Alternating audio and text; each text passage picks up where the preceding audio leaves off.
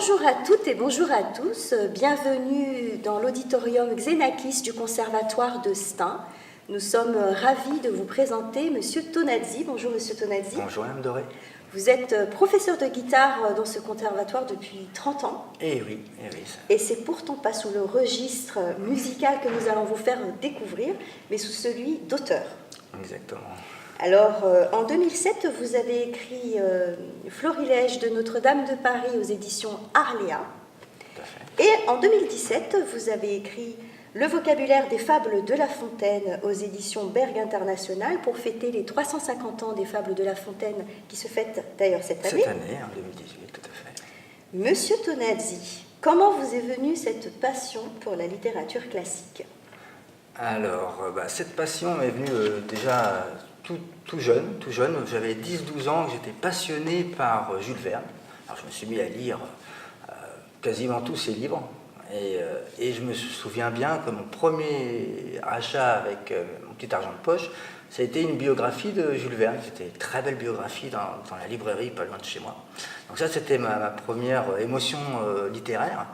Et ensuite, alors après, j'ai développé une grande passion pour Guy de Maupassant. Alors, toujours boulimique, j'ai lu beaucoup de Maupassant. Et ça, c'était plus à la fin du collège, au début du lycée. Et ensuite, on a découvert au lycée, on nous a fait découvrir les grands philosophes du XVIIIe et du XVIIe siècle. Rousseau, Voltaire, et auparavant, La Bruyère, Pascal et aussi La Rochefoucauld. Et La Fontaine, qu'on avait déjà découvert, bien sûr, dans notre jeunesse, à l'école primaire, les fables de La Fontaine, quelques fables qui nous étaient restées toujours en mémoire, comme tout le monde, comme tous les écoliers. Et donc, voilà ma première...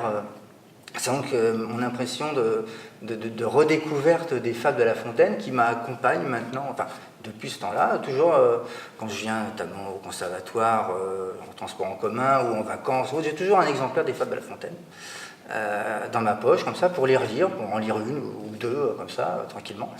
Mais, alors, je me suis aperçu que dans les fables de La Fontaine, il y a un vocabulaire très riche, mais qui est rempli de contresens, de mots oubliés, d'expressions oubliées, méconnues.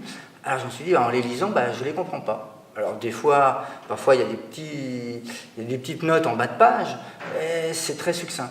Donc je me suis dit, il va falloir que j'aimerais comprendre vraiment le vocabulaire, pour mieux les comprendre aussi. Hein, oui, il y a ce vocabulaire qu'on croit connaître et qu'en fait...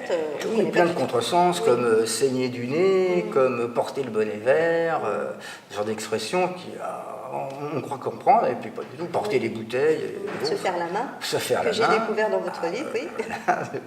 Vous l'avez bien vu, c'est bien. La Fontaine a quand même écrit 243 fables. On en connaît une quarantaine, une cinquantaine maximum, et puis il y en a plein d'autres qui sont très belles, mais un peu méconnues. Ce qui regroupe quand même 10 800 vers, pour donner un peu l'impression de... C'est quand même une grosse... c'est beaucoup de volume, c'est une œuvre tentaculaire. Et donc, j'ai pris chaque mot, chaque définition, chaque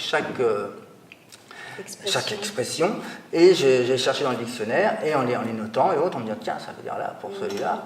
Et la passion venant, c'est un travail qui m'a demandé 3-4 ans de travail, exactement. Ce qui est intéressant, c'est la forme que vous avez choisie pour écrire ce livre, c'est écrit sous forme de lexique. Tout à fait. Oui, je me suis dit, quelle est la meilleure forme de pouvoir intéresser tout le monde? Je me suis dit, comme un dictionnaire, allez, on va le prendre par ordre alphabétique, et ça passe d'une expression à un mot, des mots inconnus, comme par exemple Reginglet, qui est un mot typiquement champenois, de Château-Thierry, par exemple. Voilà. Alors vous êtes un homme très passionné. Vos deux passions, qui est la musique et la littérature, quel est le lien, selon vous, entre les deux? Alors le lien entre les deux, bien sûr que la musique, j'ai toujours aimé bien sûr différentes formes de musique, hein, c'est mon métier, ma passion. Et j'ai une famille de musiciens, donc ça va de la Renaissance jusqu'à la musique contemporaine, l'étude de la musique. Et cette période justement de La Fontaine, c'est une période très riche pour la guitare.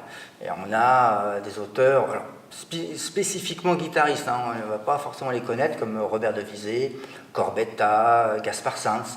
Et puis des auteurs mondialement reconnus, qui sont comme Lully, Charpentier, Delalande, par exemple, des grands auteurs qui ont écrit pour le roi Louis XIV. Et donc voilà, c'est cette période-là qui est très passionnante avec la délicatesse de la musique par rapport aussi à la délicatesse des vers de La Fontaine. Il y a une musicalité, on dit bien en poésie, il y a une musicalité des vers, de la diction, et La Fontaine utilise des vers libres, c'est-à-dire qu'ils ne sont pas forcément d'une métrique tous identiques, et ce qui donne beaucoup de force à son discours.